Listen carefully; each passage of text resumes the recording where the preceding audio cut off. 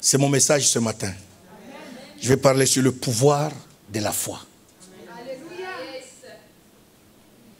Vous savez, quand la Bible dit, pour l'avoir obtenu, on a appelé des uns des héros dans la Bible. À cause de quoi? De la foi.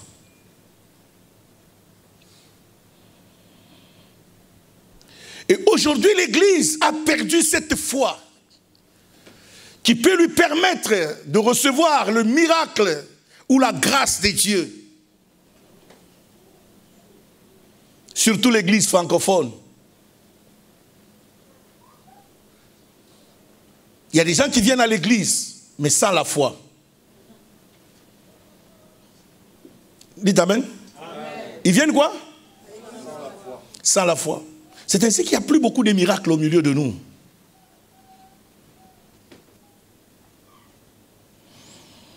L'objectif de mon message, le but que nous allons poursuivre ce matin,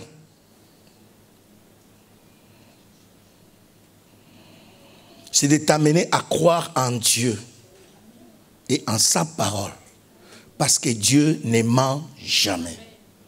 Il n'a jamais menti et il ne mentira jamais. J'aimerais que tu retiens ça dans ta tête. Que Dieu ne ment jamais. En plus, il n'a jamais quoi? Menti. Et puis, il ne mentira jamais. Ce qu'il dit va se réaliser. Si Dieu t'a promis que tu seras ceci, tu le deviendras, mon frère, ma soeur. À moins que toi-même tu refuses. Parce que l'homme peut refuser, hein.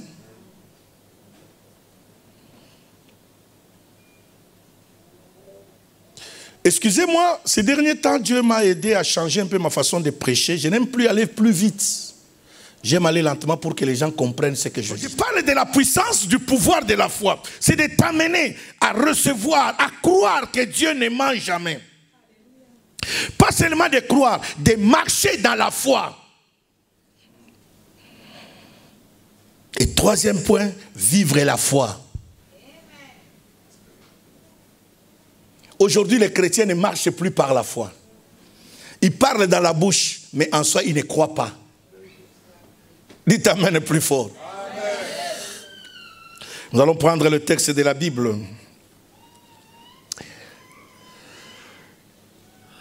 Nous mettons debout pour faire ces trois textes.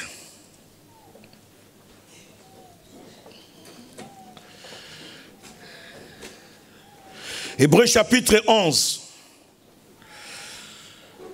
Verset 1 à 2, verset 6.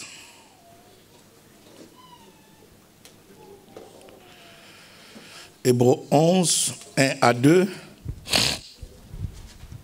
La Bible dit ceci. Or, la foi est une ferme assurance des choses qu'on espère et une démonstration de celles qu'on ne voit pas. Pour l'avoir possédé, les anciens ont obtenu un témoignage favorable. Verset 6. Or, sans la foi, il est impossible de lui être agréable, car il faut que celui qui s'approche de Dieu croie que Dieu existe et qu'il est le rémunérateur de ceux qui le cherchent. Deuxième lecture. 1 Pierre.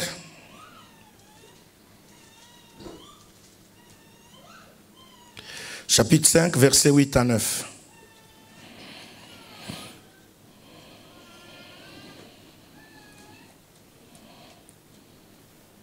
Soyez sobres, veillez. Votre adversaire, le diable, rôde comme un lion rugissant, cherchant qui il dévorera. Résistez-lui avec une foi ferme, sachant que les mêmes souffrances sont imposées à vos frères dans le monde, parole du Seigneur. Amen. Troisième lecture. Pour terminer, Jacques chapitre 5. Verset 17. J'ai pris seulement les versets que vous connaissez. Parce que j'aimerais que nous découvrons la pensée de Dieu ce matin. Pour toi. Élie était un homme de la même nature que nous. Il pria avec instance pour qu'il n'ait plus point. Et il ne tomba point de pluie sur la terre pendant 3 ans et 6 mois. Puis il pria de nouveau, et le ciel donna la pluie, et la terre produisit son fruit. Parole du Seigneur. Amen. On acclame la parole et veuillez vous asseoir.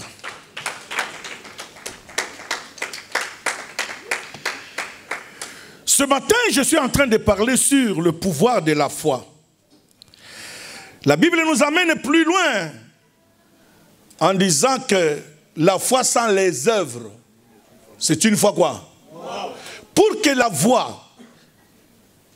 la foi puisse agir, bien-aimé, tu es appelé à agir. Amen.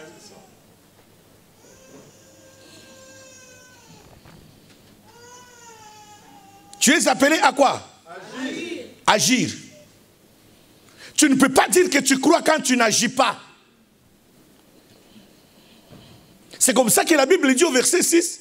Or, la foi est une ferme quoi? Assurance.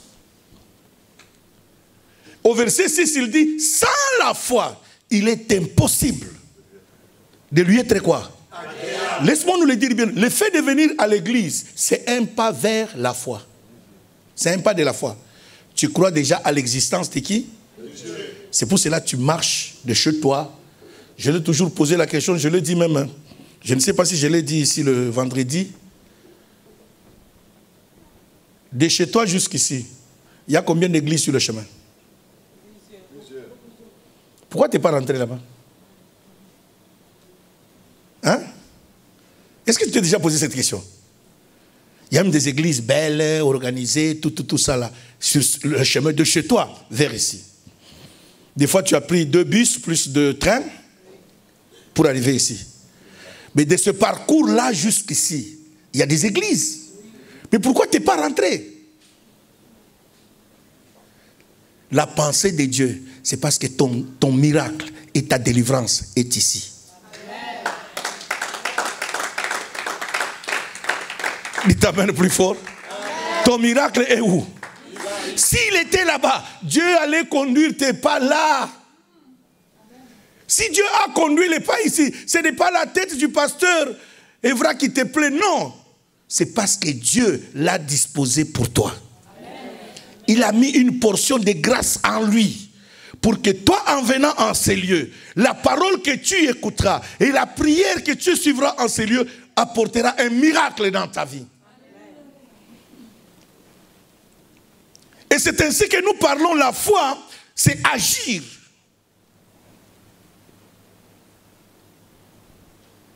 Nous allons prendre un texte qui va nous démontrer maintenant comment la foi sauve. Comment la foi peut agir dans ta vie. J'ai besoin d'un lecteur. Luc chapitre 7, du 1er verset. Et tu vas comprendre qu'il n'y a pas de miracle en cela. Que quelqu'un puisse me lire cela. Luc chapitre 7, du 1er verset au 10e. Luc 7, verset 1 à 10. Oui, s'il vous plaît. La parole nous dit, après avoir prononcé toutes ces paroles devant le peuple qui l'écoutait, Jésus entra dans Capernaum. Il entra dans Capernaum. Waouh, j'aime beaucoup cette ville. Un officier romain avait un esclave auquel il était très attaché. Waouh. Et qui était malade, sur le point de mourir. Il entendit parler de Jésus. Et il lui envoya quelques anciens des Juifs pour lui demander de venir guérir son esclave. Ils arrivèrent vers Jésus et le supplièrent avec insistance, disant, il mérite que tu lui accordes cela, car il aime notre nation et c'est lui qui a fait construire notre synagogue. Waouh. Jésus partit avec eux. Il n'était plus très loin de la maison quand l'officier envoya des amis vers lui pour lui dire, Seigneur, ne prends pas tant de peine, car je ne suis pas digne que tu entres sous mon toit.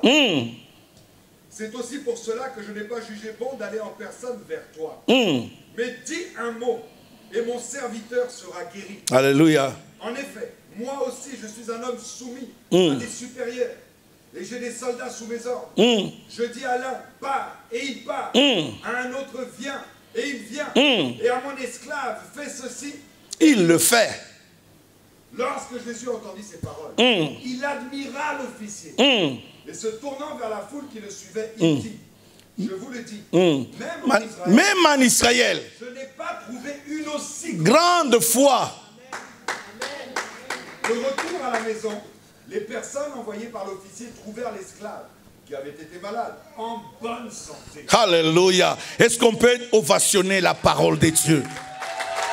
Est-ce qu'on peut ovationner la parole de Dieu? Waouh, waouh. Rendons gloire au Seigneur. Bien-aimé, cette parole m'a touché quand Dieu me l'a donnée. Et je comprends pourquoi la Bible insiste que les enfants de ce siècle sont plus intelligents que les enfants de Dieu. Nous venons à l'église, mais nous ne croyons jamais en Dieu. Nous disons que nous croyons, c'est dans la bouche, mais nous n'agissons pas. La foi, c'est agir. La foi, c'est marcher. La foi, c'est vivre. L'histoire dont on vient de lire ici, bien-aimé, la Bible déclare, il y a un monsieur dont la Bible ne donne même pas son nom. Il l'appelle seulement centenier. Centenier, dans le jargon hébraïque, c'est un chef de sang. C'est une autorité, comme dans l'armée, qui a sous lui combien? 100 soldats. Ce n'est pas n'importe qui. On peut l'appeler même général des bataillons ou des divisions. Il a plusieurs personnes sous lui, hiérarchisées jusqu'à lui. Mais cet homme, il croyait en Dieu, malgré païen qu'il était. Bien-aimés, écoutez-moi. Nous risquons d'être étonnés, nous les gens de réveil. Nous qui parlons en langue, croyons que la langue, c'est ça la fin des choses. Mais c'est la foi qui est importante, plus que la langue. C'est la foi qui est plus que toute autre chose, plus que même la prophétie. Parce que si tu ne crois pas, même la prophétie ne s'accomplira jamais.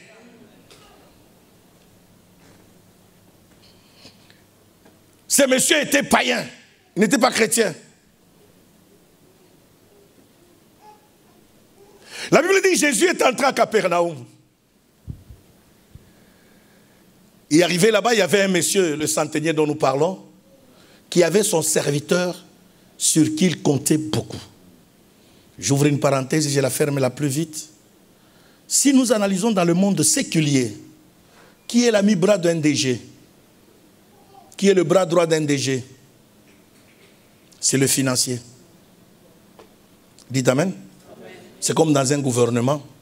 Un président ne peut pas gérer sans les finances. Parce qu'il doit avoir la même mise sur quoi? Des sortes, quand il en a besoin, ça doit quoi?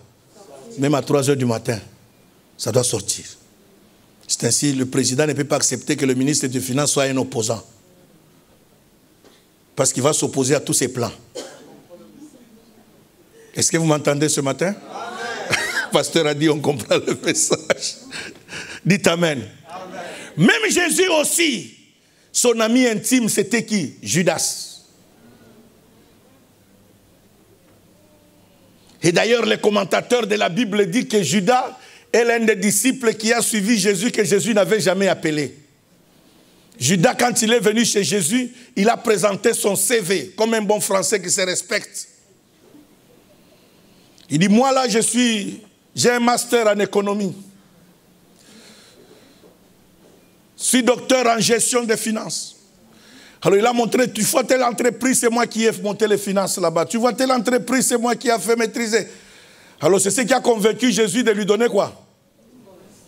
La caisse de l'église.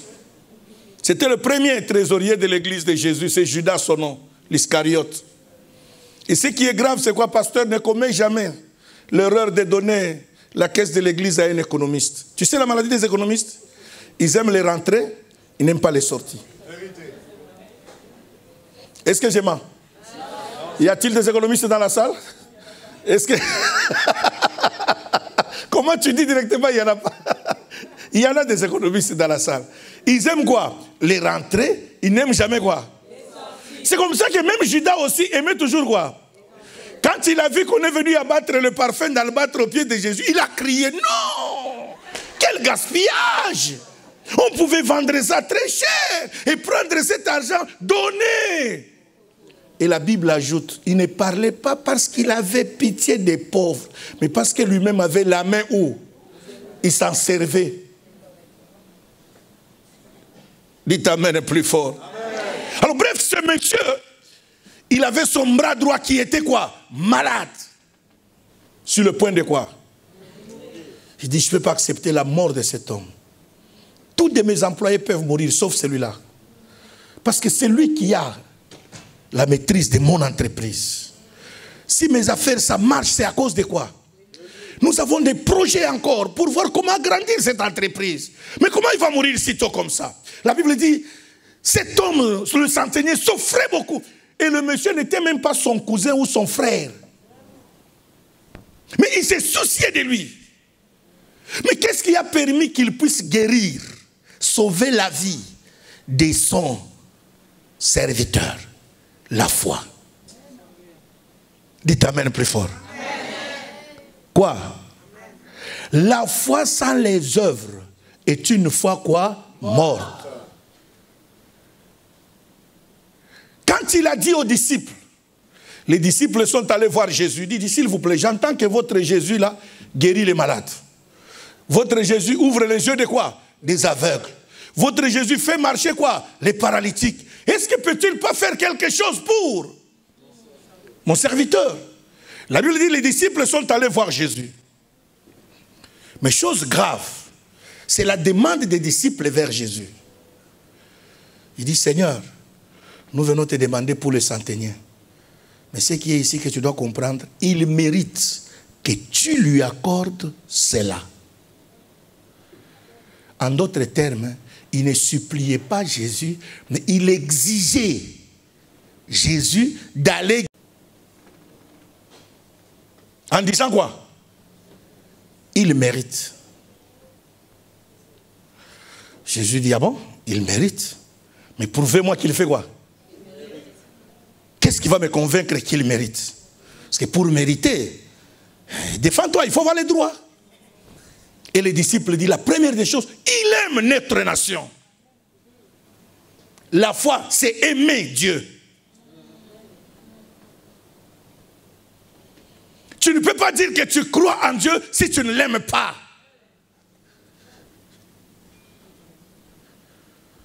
La foi, c'est aimer Dieu. La Bible dit, ces gens ont dit à Jésus, hein, il aime notre nation. Et pas seulement qu'il aime notre nation. L'unique synagogue qui est dans cette ville, qui nous permet d'entrer en contact avec Dieu, c'est lui qui nous l'a bâti. La foi, c'est le sacrifice. Dans agir, premièrement, c'est l'amour. Parce que la foi, c'est agir. Dans agir, premièrement, première lettre, c'est quoi? Agir. Amour. Et deuxième point, le sacrifice.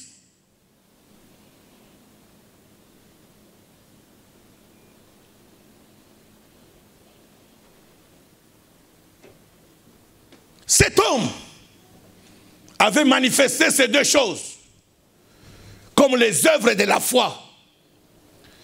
Voilà ce qui a permis à cet homme de recevoir son miracle. Il aimait.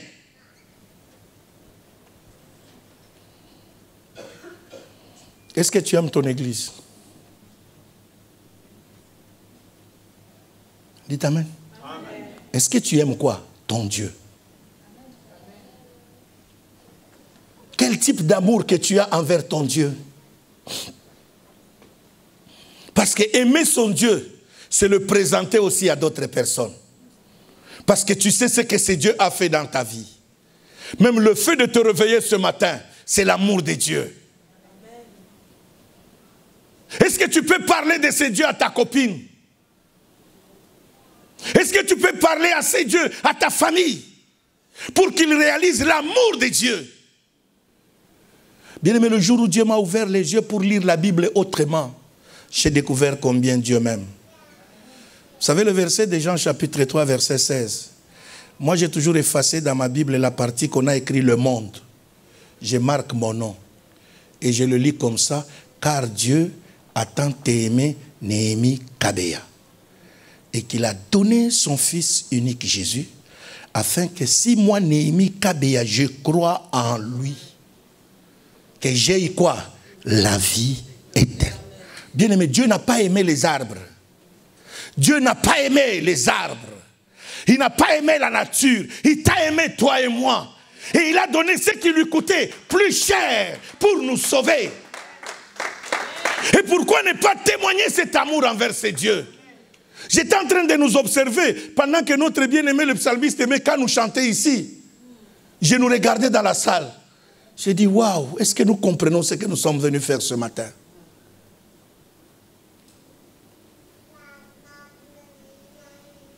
Nous sommes venus célébrer ces dieux-là.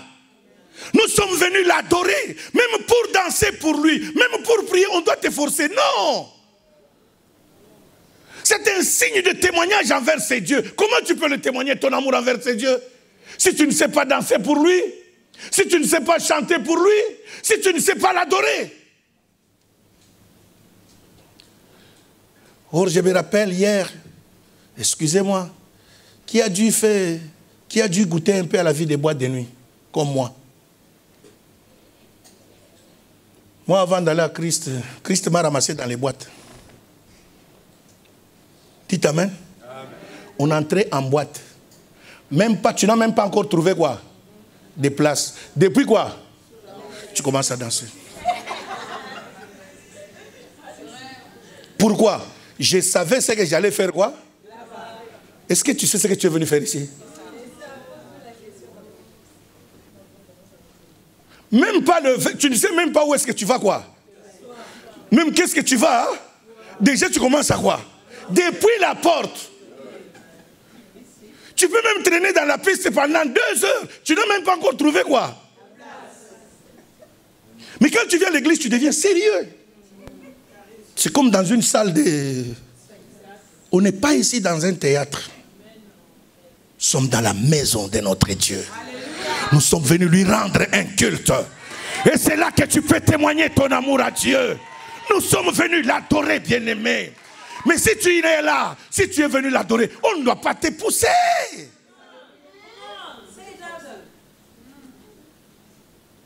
Et le mal, c'est nous chantons des fois les cantiques sans comprendre le sens de ce cantique. Nasima banguna nangai, libosa mitambo na bango. Derrière mes ennemis, quel que soit leur piège qui me tend sur le chemin. Mais moi je crois à un Dieu où Pierre dit, résistez-le avec une foi ferme. Quel est l'amour que tu as pour ces dieux?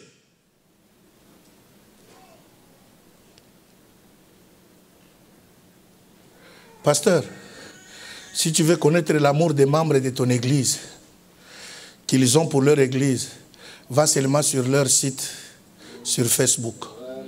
Tu ne verras jamais aucune photo de l'église. Mais quand il va dans une autre église, il prend quoi? Et là, il montre.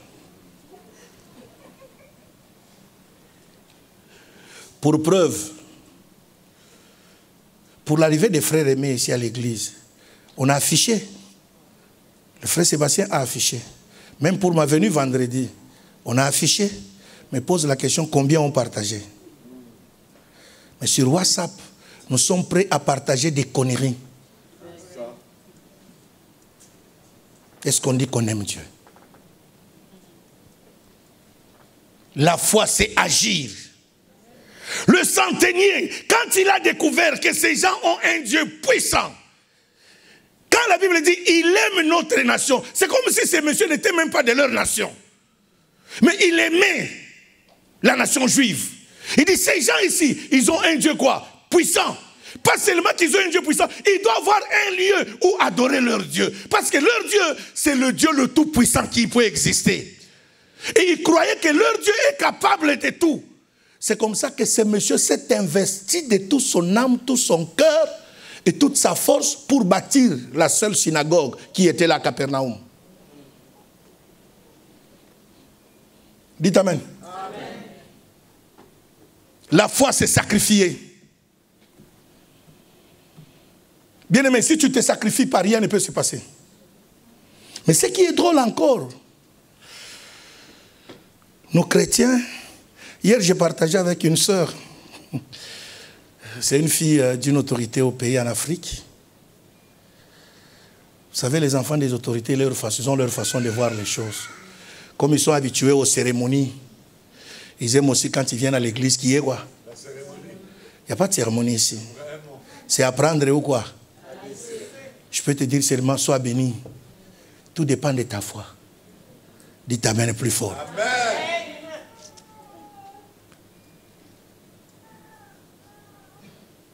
Ils aiment beaucoup les cérémonies parce que, bien aimé, à cause de nos familles d'où nous venons, on nous a habitués, des fois, les noms qu'on donne aux enfants, il faut une cérémonie. Pour avoir la grossesse, il faut quoi? Pour réussir à l'école, il faut quoi? Même pour se marier, il faut quoi? C'est comme ça que vous voyez, même quand il passe ministre, hein, avant quoi que ce soit, il va où? Au village. Pour aller voir quoi? Il faut qu'on fasse quoi? C'est comme pour protéger quoi? Ils ne viennent jamais à l'église. Il va surtout où? C'est comme ça que ces gens comme ça, quand ils viennent aussi à l'église, ils aiment qu'il y ait quoi aussi? Pour leur miracle. Or, à l'église, il n'y a pas de cérémonie. Il y a ta foi. Dites amen plus fort. À l'église, il n'y a pas quoi? Il n'y a pas de cérémonie. Il n'y a que quoi? La foi. La Bible dit, si tu crois, tu verras la gloire de Dieu.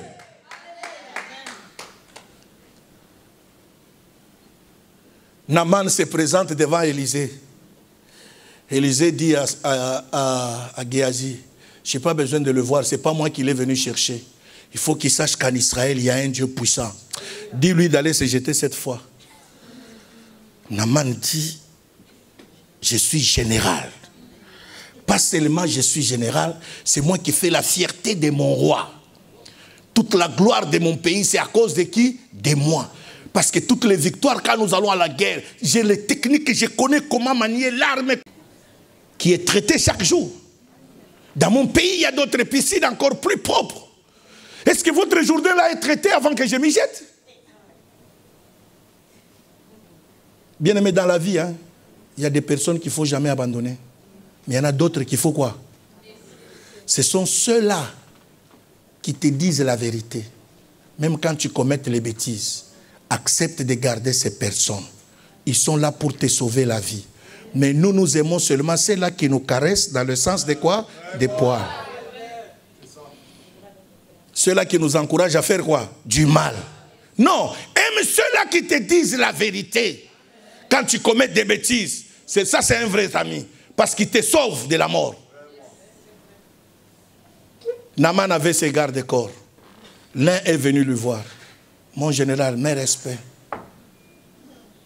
Si ce monsieur t'avait demandé de l'argent, l'aurais-tu donné? Il dit, mais bien sûr, j'en ai amené une cargaison d'argent. S'il t'avait demandé de l'or, oui, j'aurais bien lui donné, j'en ai amené. Mais pourquoi il te demande quelque chose de simple? Jette-toi seulement. Si ça n'arrive pas, alors moi je vais régler les comptes avec ce monsieur. Naaman regarde le garde-corps. Il dit, avant que tu lui règles toi les comptes, c'est moi qui va te régler quoi? On y va. La Bible dit, Naaman a enlevé les habits. Or, vous savez, avec la lèpre et le soleil qui est dehors, la lèpre colle, les habits collent sur les plaies. Pour enlever, Naaman est en train de pleurer. Parce que c'est le cri de Naaman qui a poussé à la petite fille qui travaillait dans la maison de Naaman de comprendre qu'est-ce que mon maître est en train de quoi? De pleurer. C'est alors qu'elle a proposé à sa maîtresse, si mon Seigneur était chez nous, le prophète le guérirait. Voici l'amour de sa nation. Cette fille qui était dans la maison de Naaman, elle a dit à la femme de Naaman, si mon Seigneur était où? En d'autres termes, même si je suis esclave dans ta maison, chez moi, il y a un Dieu qui guérit. C'est comme pour dire, dans cette église CEP-là, même si je n'ai pas encore de délivrance, mais il y a un Dieu quoi? Puissant. Est-ce que nous avons des chrétiens comme ça qui peuvent témoigner comme ça? C'est là que tu vois les églises anglophones sont pleines. Hein? c'est les fidèles qui parlent du bien de leur église. C'est les fidèles qui parlent du bien de leur pasteur. Parce que la Bible dit, la foi vient de ce qu'on entend. Quand tu dis à quelqu'un, si seulement mon pasteur, tu le vois, tu as la solution à ton problème. Déjà, la personne a le courage. Ça crée quoi? C'est comme quand on allait chez les féticheurs. Qu'est-ce qui poussait les gens à aller chez les féticheurs? J'ai découvert une maman. Si cette maman seulement te lave, tu as la solution à quoi? Déjà, la personne crée quoi? La foi en cette personne. Déjà, quand vous arrivez là, la personne ne fera même rien de spécial. Mais comme on a déjà créé quoi? Et c'est d'entrer dans ta tête. Tu dis qu'elle est finale, elle est puissante. C'est fini, d'où ma solution. Même si elle te dit déshabille-toi. C'est comme ça que vous entendez des gens qu'il y en a d'autres, les féticheurs ont abusé d'eux. Pourquoi? À cause de la foi qu'on a parlé à eux, que cet homme est quoi? Est puissant. Mais toi, tu ne parles jamais de ton Jésus comme ça. Comment tu vas recevoir le miracle? Le centenier, pourquoi il a suivi les disciples de Jésus? Parce qu'il a entendu parler de Jésus. Que Jésus guérit toute maladie. Le tout là, c'est avec majuscule. Il ressuscite les morts.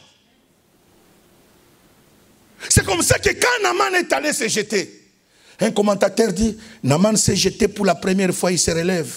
Il regarde son corps, il regarde son garde du corps. Le garde du corps avait encore le courage, parce que jusqu'à 1, la lèpre était encore là. 2, il sort. Il regarde le corps, il regarde le garde du corps. 3, il sort. Il regarde le corps, il regarde le garde du corps. Là maintenant, la peur commence à quoi? Dans le cœur de qui? On est déjà à combien? Il n'y a rien. Il se trempe encore, il sort, il regarde son bras. Il regarde les gardes du corps. Est-ce que tu vois ce que je vois? Jusqu'au 6e. Quand Naaman sort au 6e, il regarde son bras, il regarde son garde du corps. Là même les pantalons commencent à se voir, comment ça fait quoi? Alors les copains, les collègues qui étaient là disent que c'est toi qui as dit que le général se trempe. Alors tout le monde s'entoure maintenant autour de lui pour qu'il ne fuit pas. Il dit, il ne faut pas que tu fuis là, parce que toi là, tu as des problèmes avec le général. On va te régler tout à l'heure. Il ne savait pas que le Dieu que nous prêchons, alléluia, alléluia, même Naaman ne s'y attendait pas. La Bible dit, au 7e tour, quand il s'est trempé dans l'eau, à la sortie, la Bible dit, sa peau est redevenue saine, comme la peau de qui? D'un bébé.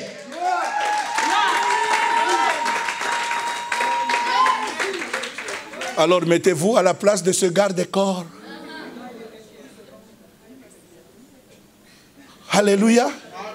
Mettez-vous à la place de cette petite fille qui habitait dans la maison de qui?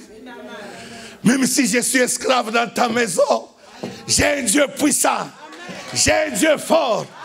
Même si je dors affamé aujourd'hui, mon Dieu est puissant.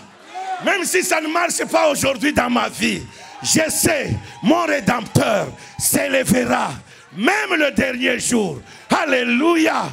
Oh bien-aimé, je suis venu parler à quelqu'un. Toi qui as des problèmes, nous avons un Dieu ici. Il n'abandonne jamais les rejetés.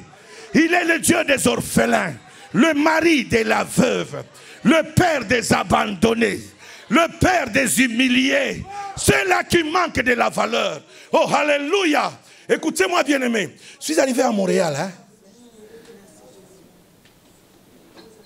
sans papier. Dieu me dit, ouvre quoi? L'église. Et maintenant, ce n'était pas facile, mon ami. Dites amen. Amen. Je regarde mon parcours, d'où je viens.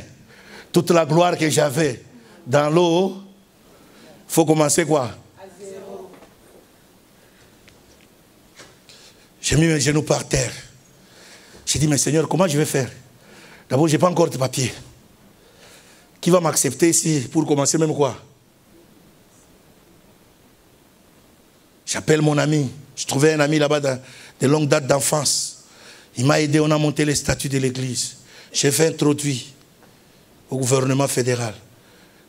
2 semaines plus tard, je reçois l'approbation.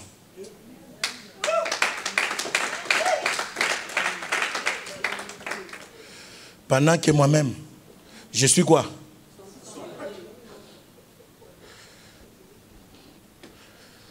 Je commence l'église. Dès que j'ai le papier fédéral, 2 semaines plus tard, j'introduis les papiers au niveau provincial. On me répond favorable. Pour l'église toujours. 2 semaines après encore, j'introduis d'autres papiers au ministère de Justice. Je te donne déjà même les papiers. Je dis, waouh, pendant ce temps, il y a les gens qui sont déjà canadiens. Avec 100 personnes dans l'église. Moi, avec 5. Je suis déjà reconnu par le gouvernement. La foi. J'ai commencé dans le néant. J'organise première croisade, non, premier anniversaire de mon église en 2009. Mon église a commencé en 2008. 2009, j'organise. Écoutez le miracle. La foi est une ferme quoi? Assurance. Je vous parle de la foi. Écoutez ce que moi-même j'ai fait. La foi, c'est agir. C'est marcher. C'est vivre. Il ne faut pas raconter que tu as la foi pendant quand tu as des problèmes, tu ne sais pas. Un frère, quand j'ai commencé l'église, est venu me voir. Oh, pasteur, j'aimerais que tu fasses de moi un pasteur. Tu sais, tout le monde sont contre moi. Gna, gna, gna, gna. J'ai dit, ok, pas de problème. Hein. Je ne vais pas t'exiger un diplôme de théologie, mais je vais te donner une petite quoi? Formation. Parce qu'il faut que je sache, est-ce que tu sais prêcher? Or, il ne savait même pas prêcher. Il ne savait même pas modérer. Mais il voulait devenir quoi?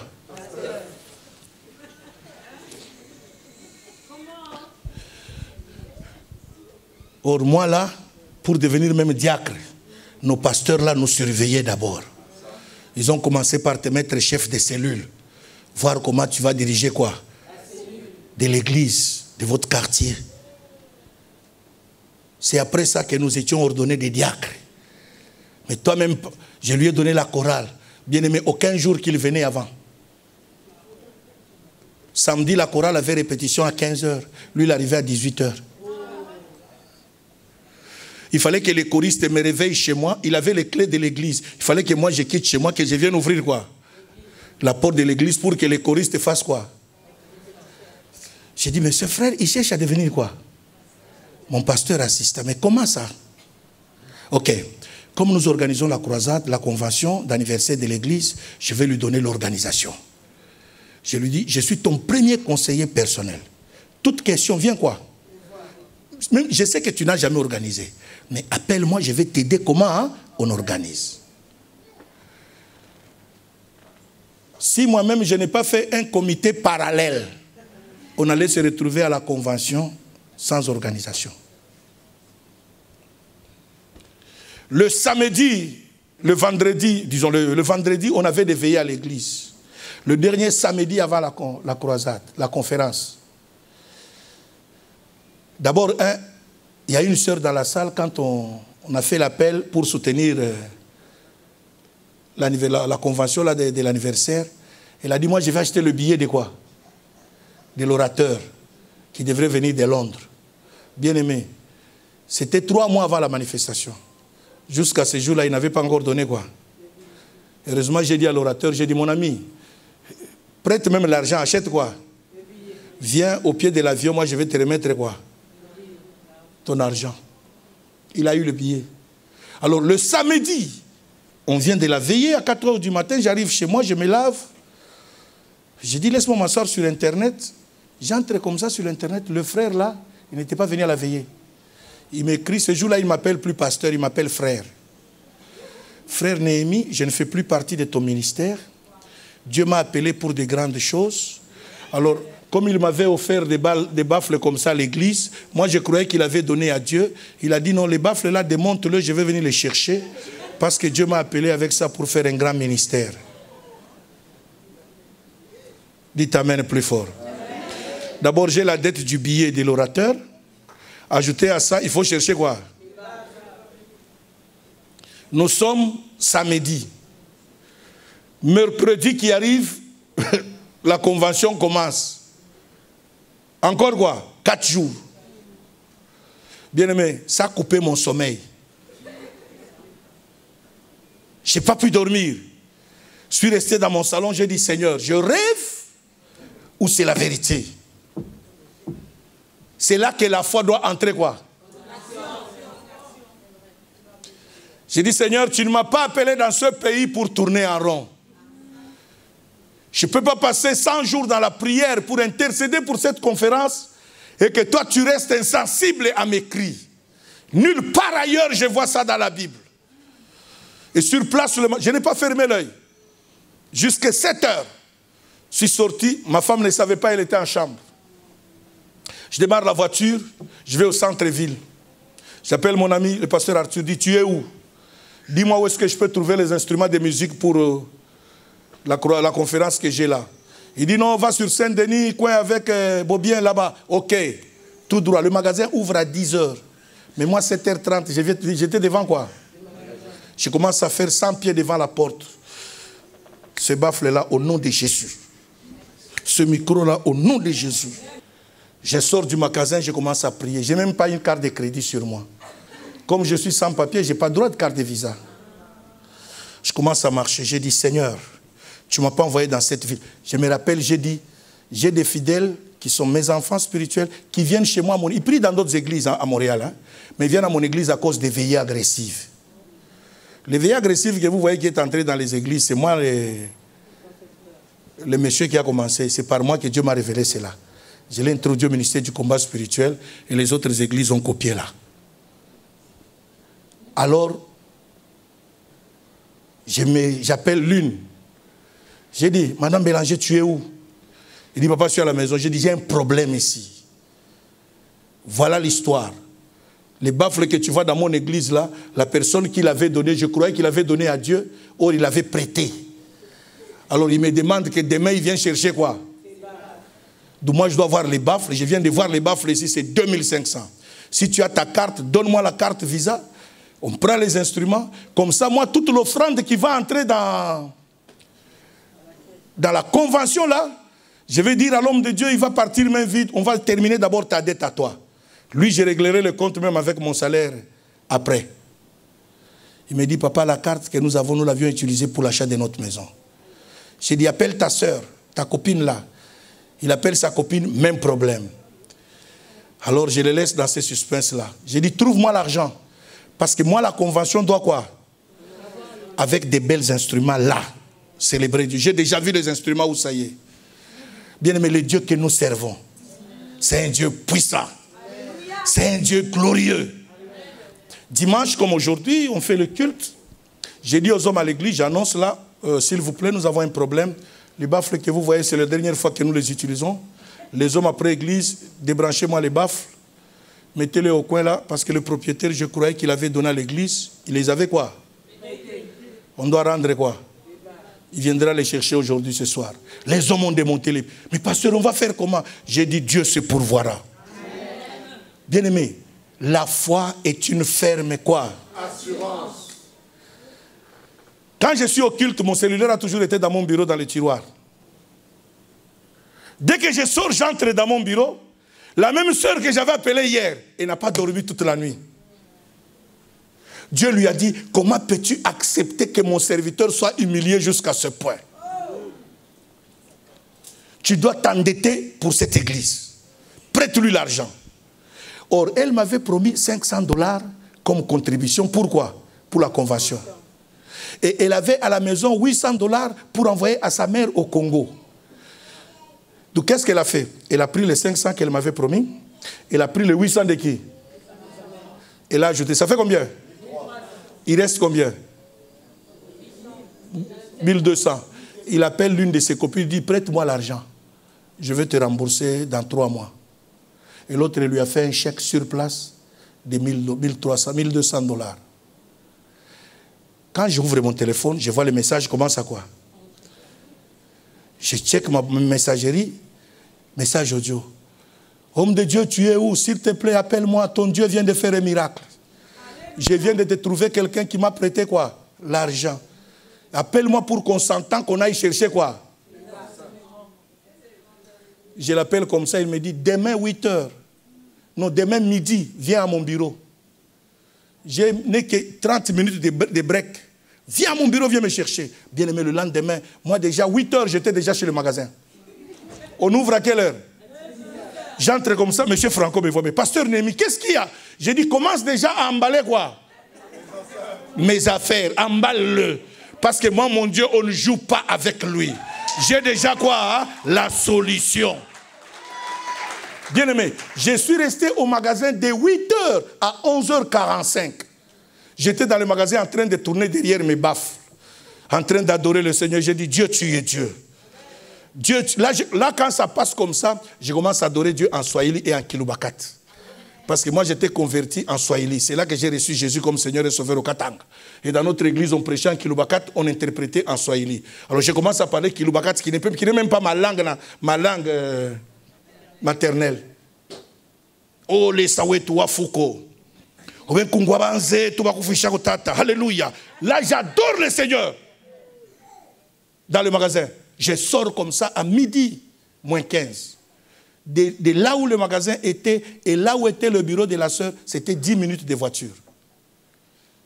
Je suis là sous le rez-de-chaussée en train de tourner en rond. Au niveau de la voiture, Manderiye Borosata. À midi 5, la sœur m'appelle. Papa, tu es où? J'ai dit, je suis en bas. Ah, papa, tu es déjà là? J'ai dit, je suis là. Ça, c'est la chose de Dieu. Je ne peux pas traîner là. Elle sort, monte dans la voiture. Nous allons dans les magasins. On sort l'argent cash. Au lieu de passer quoi?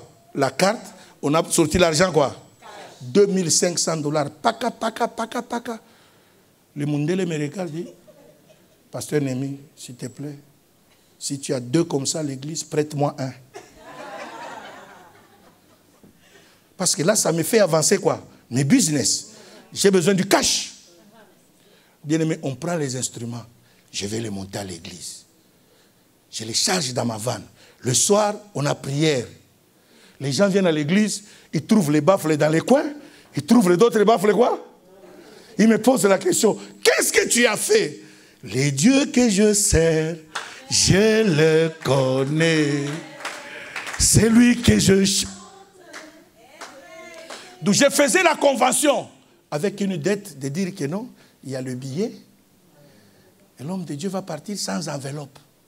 Mais les dieux que je sers.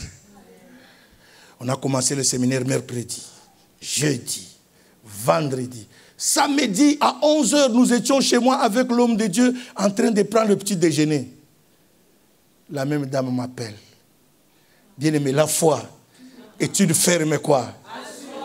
Or, pendant que moi, j'ai surveillé quoi? Les offrandes de mercredi, j'ai surveillé les offrandes de quoi? Des jeudis, j'ai surveillé les offrandes de quoi? J'ai dit, Seigneur, fais-moi grâce là, le temps qu'on arrive dimanche. Si on peut avoir même 1500, comme ça, on baisse la dette. Ça peut rester la dette de combien? Hein? On va nous régler après.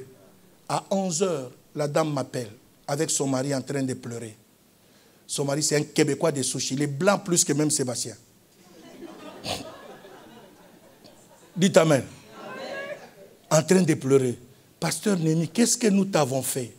Les deux ont fait le même rêve la même nuit. Celui-ci sursaute sur le lit, celle-là sursaute sur le lit. Qu'est-ce qu'il y a, tu as peur comme ça? Et toi aussi, qu'est-ce qu'il y a, tu as peur? Le rêve, c'était comment? Ils ont vu Dieu dans le rêve leur dire, l'argent que vous avez donné à Néhémie Kabeya, qu'est-ce qu'il a fait avec? A-t-il acheté ses propres habits? Non. À sa femme? Non. A-t-il envoyé ça à ses enfants en Afrique? Non. Qu'est-ce qu'il a fait? Oh, il a acheté les instruments pour l'église. Et il entend une voix qui lui dit, comment toi et ta femme, vous pouvez vous convenir à me prêter moi Dieu? Là. Parce que ce qu'il a acheté, ce n'est pas pour son père. C'est pour moi. Comment pourriez-vous lui prêter quoi? Par rapport à ce que j'ai fait dans votre vie. La femme rêve le même rêve et l'homme rêve quoi? Il se réveille comme ça, en train de pleurer. Il dit, non, non, appelons le bishop. C'est comme ça qu'il m'appelle. Il dit, papa, l'argent là, c'est plus la dette. C'est notre contribution à l'église de Dieu.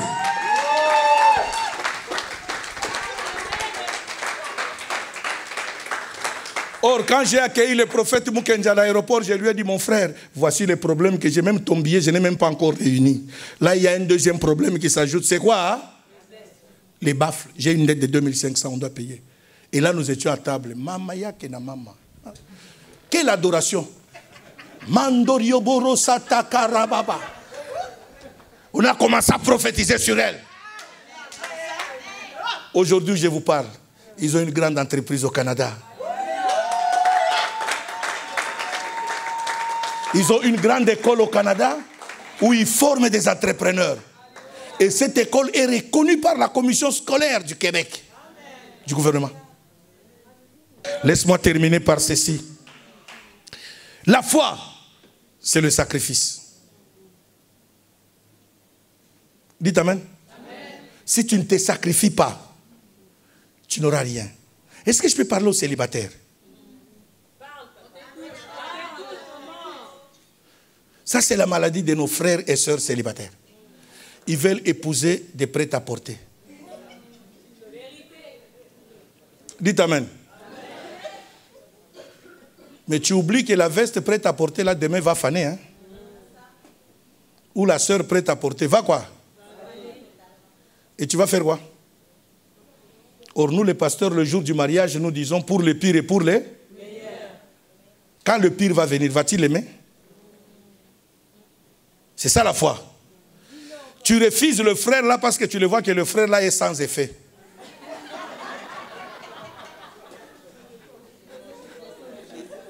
Dites amen plus fort. Le frère est quoi? Tu dis même le Seigneur lui-même comprend les choses. Comme... Le frère là est derrière un problème. Moi je cherche le frère solution, mais ce frère là c'est un frère quoi? Hein? Problème. Dites amen plus fort. C'est ce frère problème-là. C'est en lui qu'il y a la solution. Si tu ne sacrifies pas ton orgueil, si tu ne sacrifies pas tes intérêts, tu ne verras jamais la gloire de Dieu. Que Dieu bénisse sa parole.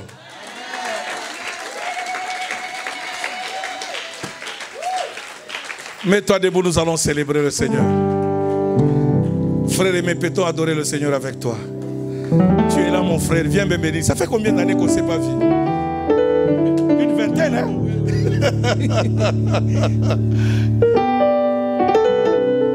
Nous voulons adorer le Seigneur. Si vraiment tu as perdu cette foi, Dieu est possible de te restaurer cette foi ce matin. Si Dieu a changé ma vie, il peut changer la tienne. Tu peux être découragé, déçu. Rien ne se passe. Mais tu ne vas pas sortir tel que tu es entré. Pendant ce cantique, tu pourras avancer en prière pour toi. Parce que tu as besoin d'un miracle de la part de Dieu. Frère aimé. Juste 2 minutes. Parce qu'on a dépassé beaucoup. Alléluia.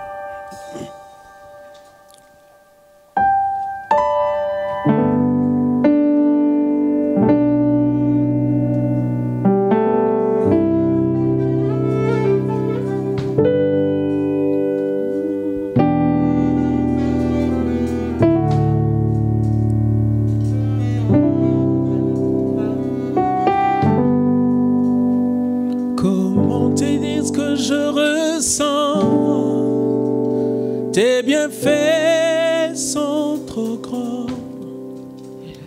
Du fond de mon âme coulent des larmes qui traduisent mes silences. Comment te dire ce que je ressens? Tes bienfaits sont trop grands. Du fond de mon âme coulent des larmes qui traduisent mes silences.